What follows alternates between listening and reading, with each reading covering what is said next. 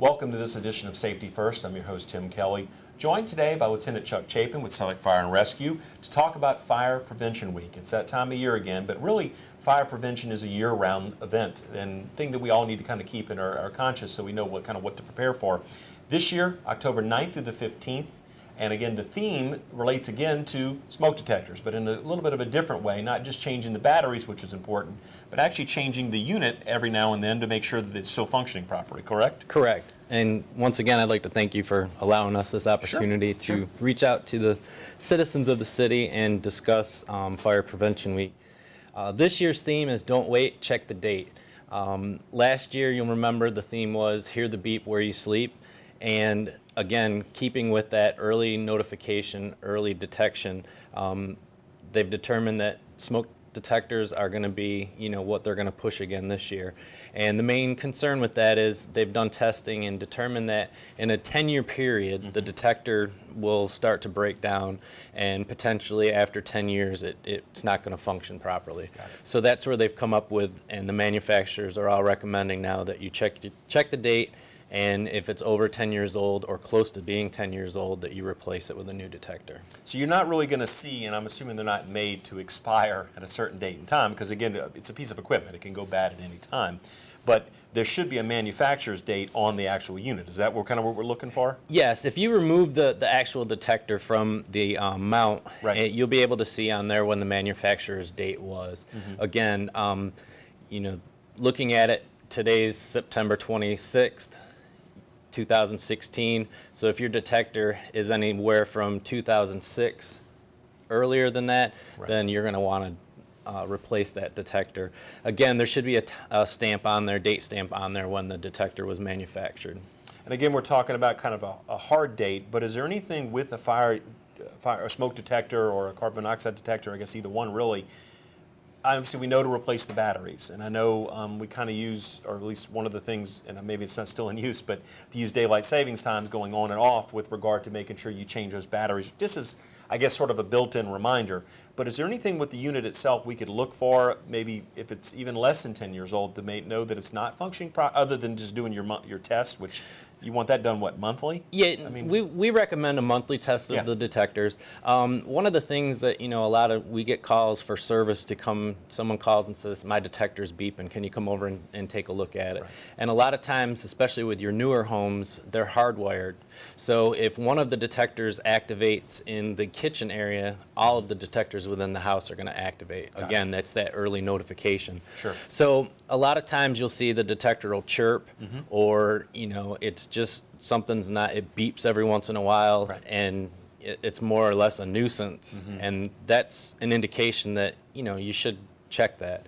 It's not letting you know, hey, I'm still up here, they should be silent unless, they're activated. So that would be, one of the things is if it's chirping.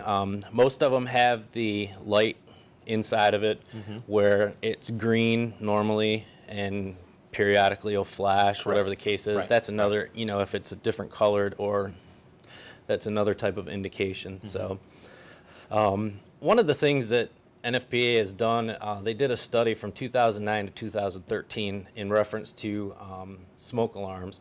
And what they found was 53% of the home fires in the U.S., the alarm sounded. The downfall to this is 3 out of every 5 home deaths resulted 38% didn't have working smoke detectors. So again, it's so important that we check these detectors, not only on when we change the clocks, we want to switch out the batteries. We want to make sure that you're checking them on a monthly basis as well. A couple other things with that, where the fire occurred and the smoke alarm was present, 46% were had missing batteries, or the batteries were disconnected. And the death rate was twice as high in homes that had non-working smoke detectors. It's so important. This is your first line of early notification that, hey, there's something going on. Again, the big push with that, we talked about it last year, making sure that you have a detector in each of the bedrooms and also in the common areas. So again, that alarm is going to potentially go off, and it's going to notify you that something's going on, versus back in the day you had one detector that was set in the hallway outside of your bedrooms. And potentially once that detector activated, the smoke or the fire was already Right. to that point where potentially you couldn't get out of your Correct. bedroom. So that's why they've moved to keeping the detectors within the bedrooms. We currently have a program here in the city in reference to smoke detectors. If you look at your detectors and you say, I'm just not sure if they're over 10 years old, you can contact us. You can get our information off the website or call 514-4550. We'll come out, take a look at the detectors. If the detectors are old, we can install some new detectors for you. Okay. We've partnered with the Red Cross Right. for our detectors now, so we can work to potentially get everyone in the city of Suffolk a working smoke detector. That's our ultimate goal. Now, of course, when you talk about smoke detectors, we talked about the fact that, of course, the theme this year is if it's over 10 years old, go and get that unit replaced. We always talk about or hear about changing those batteries and making sure that you have the monthly safety check. But I think one other thing is when you do that monthly check, you probably want to have everybody in the house maybe present so they understand. You get used to what that sounds like. I mean, I know we have a tendency, I think, in this fast-paced age to block things out sometimes, and oh, it's just this or it's that or it's mouth. No, know what it sounds like so that that's the key that you need to react. I mean, is that reasonable? Absolutely. Yeah. And one of the big things that we also push is, the Edith with the children, exit drills in the home. You want to make sure that, especially if you've got younger children in the home, even through the teenage years, making that emergency plan, Right. Have that meeting place outside, but just having it documented on a piece of paper, Right. that doesn't do anything if you don't practice it. No. In the schools, the kids, they're required to do three fire drills within the first 2 weeks of school. Right. Again, it's that repetition. Now, if you're not doing that at home, we've found, not even doing research, but kids don't hear it. Right. They don't wake up. They don't know what the sound of the alarm is. Right. So yes, it's very important to go through and do just a dry run. I've got 4-year-old twins, and when the smoke alarm beeps, Right. they know to get down and they Yes. know to crawl to the closest. If the door's hot, they're not going to open it. But again, it's that training and Right. making them realize that's what these sounds are. Yes. So, but it's very important Yeah. to practice. And I think, you talked about the program that's in place with the Fire and Rescue Department about if you have a question about a working unit or whatever. But I just want to talk for just a second about, we have certainly situations where a fire happens in an area, and one of the programs you also have in place, you call it the Fire Safety Blitz. Correct. Talk just a little bit about what that program is and when that kind of kicks in and what you kind of hope to achieve when these things, utilizing a bad situation to turn it into a positive for potentially who knows how many people. Yeah, and the main thing with the safety blitz is once a fire occurs within a neighborhood, it's set up internally that the crews will respond back to that specific area. Normally we'll do a 2-block radius of the fire building. And what we want to do is get out there and just make the public aware that there was an incident, Right. and hopefully, work towards allowing us to come in, check their smoke detectors. If they're not working, replace the battery. If it's over 10 years old, we'll replace the detector. We give them a postcard that has important fire safety information on it. If they're not home, we'll leave a door hanger that says the same thing as the postcard, but Right. call us and we'll come out and take care of that for you. We also have the yardsticks, the 3-foot rule, talking about distances from combustibles and heating sources around your stove area. So all of these things come into play when we're doing the fire safety blitz.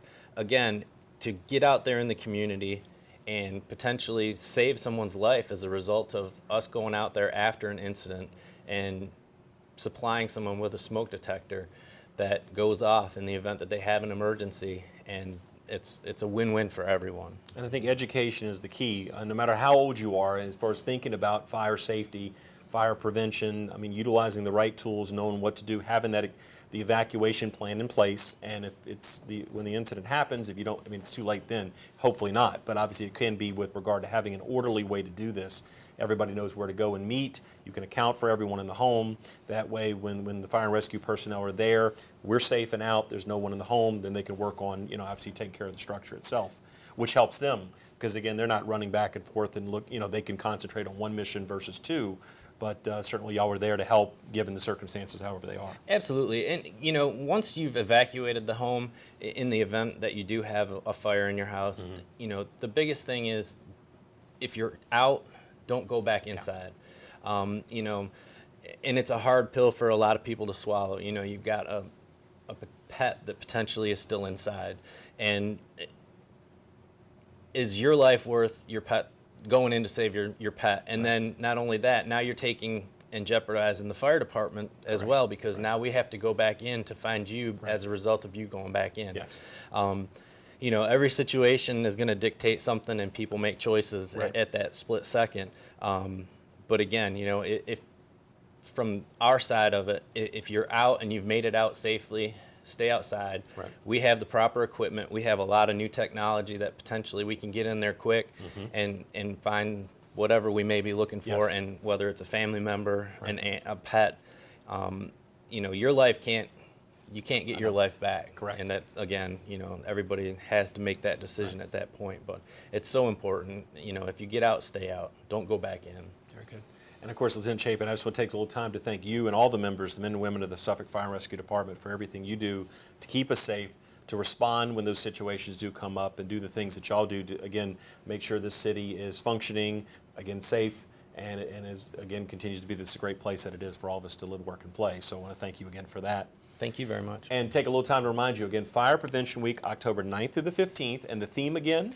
Don't wait, check the date, replace smoke alarms every 10 years. Very simple phrase, but again, something that could be paying very, very big dividends in the event that you're taking those preventative measures. And again, if you have questions or possibly need some assistance, you can contact the Fire and Rescue Department to assist with some of the programs they have in place. Again, there to help educate and make sure that you, again, have that safe environment for yourself as well. So again, Lieutenant Chapin, thanks for your time today. Thank you very much. And that would do it for this edition of Safety First. I'm your host, Tim Kelly. We'll see you next time.